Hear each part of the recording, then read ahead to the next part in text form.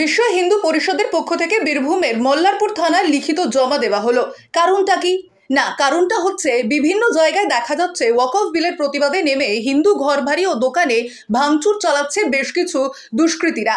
আর সেই দুষ্কৃতীদের হাত থেকে হিন্দুদের মুক্ত করতে এবার মল্লারপুর থানায় হাজির হলো বিশ্ব হিন্দু পরিষদের সদস্যরা। বৃহস্পতিবার দুপুরে বীরভূমের মল্লারপুর থানার বিশ্ব হিন্দু পরিষদের পক্ষ থেকে এটি লিখিতভাবে জমা দেওয়া হয়। মূলত ওয়াকফ মিছিল বা মিটিং যাই হোক না কেন, তাতে যেন হিন্দু সম্প্রদায়ের মানুষদের ওপর কোনো রকম অত্যাচার না হয়, ঠিক সেই বিষয়ের ওপর একটি লিখিতভাবে মল্লারপুর থানায় জমা করল বিশ্ব হিন্দু পরিষদের পক্ষ থেকে। বৃহস্পতিবার বীরভূমের মল্লারপুর থানার বিশ্ব হিন্দু পরিষদের সদস্য এটি লিখিতভাবে জমা করল বলে জানা যায়।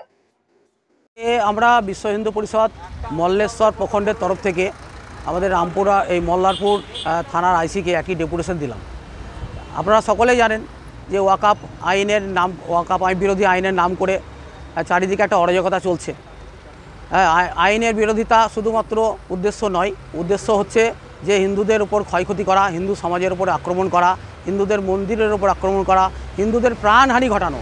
তো এই বিষয় নিয়ে আমরা ওনাকে একটা ডেপুটেশন দিলাম যে আমাদের এই মল্লারপুরের যাতে কোনো রকমভাবে আক্রমণ না হয়, মল্লারপুরে হিন্দুদের দোকানের উপর যদি আক্রমণ না হয়, মল্লারপুরের হিন্দু সমাজ যাতে ক্ষতিগ্রস্ত না হয়, তার জন্য আইসিকে আমরা অ্যালার্ট করলাম যে আপনি এই বিষয়টা দেখুন এবং তার সাথে সাথে আমাদের বীরভূম জেলার বিষয়টাও দেখুন। এই নিয়ে আমরা ওনাকে একটা ডেপুটেশন দিলাম। কি নাম? শান্তনু হাজরা, বিশ্ব হিন্দু পরিষদ জেলা সম্পাদকের দায়িত্বে আছে।